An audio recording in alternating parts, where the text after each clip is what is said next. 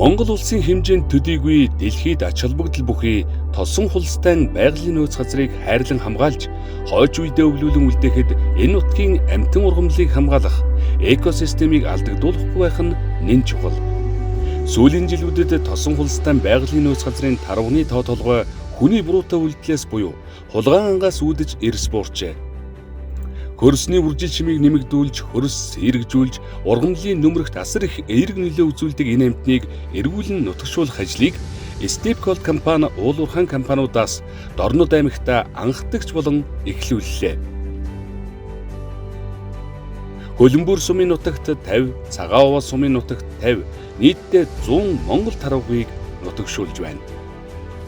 За Stepcold компани Алтан цагаан уурхай маань Дорнод аймгийн Цагаан Овоо болон Хөлбөмбөр сумуудад 2021 оны батлагдсан байгаль орчин менежментийн төлөвлөгөөний дагуу экологийн суур зүйл болох, биологийн төрөл зүйл болох монгол тарвагыг хустаа нуруунаас сууршуулж авчирч байна. Тэгээ энэгээрээ болохоор ерөнхийдөө Дорнод аймгийн Цагаан Овоо болон Хөлбөмбөр сумуудад 50 ширхэг буюу энэ жил нийтдээ 100 ширхэг тарвагыг сэргээн нутагшуулаад байна. Хустай байгалийн сурц газар маань ерөнхийдөө Төв аймгийн Аргалан Алтан болон Баянга уран суманд оршдог. Ерөнхийдөө газар зүүн байдлаас авч үзэх юм бол уулын хээрийн бүсэд байдаг. Ерөнхийдөө Монгол тарваг энэ зүйл тарваг занхилсан ийм газар бий. Тосон хустай байгалийн нөөц газар маань бас мөн хустаатай адилхан уулын хээр болсон ийм газар. Ерөнхийдөө өмнө нь тосон хустайд бол ерөнхийдөө Монгол тарваг тархачаасан гэж үздэг. Тийм учраас хустай байгалийн газраас энд Монгол тарвагыг авчир сэргээн нутагшуулах ямар нэгэн тийм ээ шинжлэх ухааны бол тийм ээ болохгүй гэсэн тийм бол зүйл байхгүй.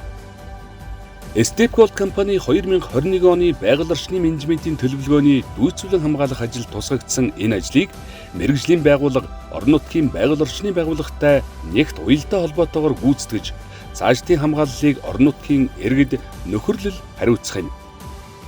Энэхүү сэргээн нутагшуулж байгаа нийт 100 тарвагыг маань орон нутгийн байгаль хамгаалах нөхөрлөл болон тухайн сумын байгаль хамгаалагч болон байгаль орчны хяналтын усын байцаагч зэрэг хүмүүсийн нөхөдөө хариуцж ажиллахаар байгаа.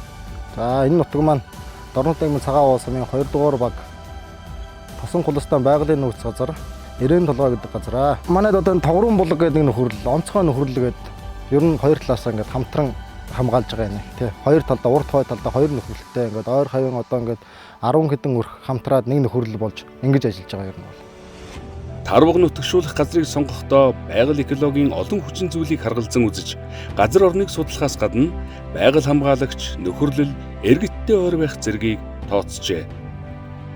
Дүүцүүлэн хамгааллын ажлаар 100 тарвагыг бол досон хустай байгалийн нөөц газарт бол тавихаар бол ингээд авралын эрэлт гэдэг компани шалгараад энэ ажлыг хийж байна. Одоо энэ ажлыг нь бол бидний зүгээс бол нутагшихаар газрыг нь бол сонгож тавих ажлыг бол хийгээд газрыг нь бол сонгохоор 5 газар сонгочоод одоо аль газарт нь тавих вэ, яах вэ гэдгийг нь бол өвдөж хараад ингээд явж байна. Тарваг нутагшуулахад бас хэд хэдэн зүйлүүдийг нь харах хэрэгтэй байдаг л да. Энд одоо эхний ээлжинд одоо амьдрах орчны газар одоо өвс ургамал бэлчээрлэлт нэг нөмөртэй. Тэгээ дараагийн асуудал бол одоо нөгөө хамгаалалт. Тэгээд энэ хууль бус сан энэ тиймэрхүү зүйлүүдийн ерөнхий шалгуур зүйл болгож байгаа. Монгол оронд Алтай болон Монгол хэмээх хоёр зүйлийн тарваг бий. Тарвага нүх ухаж орчны хөрс ургамал тодорхой үр дагавар бүхий шууд болон дам нөлөө үзүүлнэ. Монгол тарвагын нөлөөгөөр тухайн газрын хөрс сэргэжин байраа сольж, чийг, агаарын солилцоо эрчимжиж, эрдэс шимт бодисоор баяжин, дошин дээрх ургамлын зүйлийн бүрдэл өөрчлөгддөг болохыг судлаачид тогтоосон байдаг. Тарваг гэдэг маань өөрөө энэ газар нутагт байсан, одоо байхгүй болчихсон байгаа газар бол ингээ барьжуулъя, нутагшуулъя. Энэ бол ингээд шаардлагатай юм а гэдгийг бол ингээд Stepcold компани ингээд анх нутагшуулж байгаа дунд бол маш зөв зүйтэй алхам гэж ойлгож байна. Өвсөн тэжээлт энэ мэрэгчин эдвэхтэй хөдөлгөөний эд үедээч мал, зэрлэг амьтны бэлчээрийн өв сургамлыг булаах, хороох, ямар ч сөрөг нөлөө үзүүлдэггүй хэрнэ экосистемд үзүүлэх эерэг нөлөө гүйцэтгэх үүрэг ихтэй амтан. Нийт 900 толгой тарвагын ерөнхийдөө хүйсийн хувьд бол нэг харьцах нэг харьцаатай бол байгаа. За ингээд бид бол өнөөдөр амжилттай сэргээн нутагшууллаа. Хүмүүн бидний шунхай сэтгэл, булгайн ангаас шалтгаалж ихээхэн хорогдж буй Монгол тарвагыг тосон хулстай байгалийн нөөц газарт сэргээн нутагшуулах, цаашдах хайрлан хамгаалах, өсөлт үржлийг судлах, тоо толгойг нэмэгдүүлэх ажил ийхүү эхлээд байна.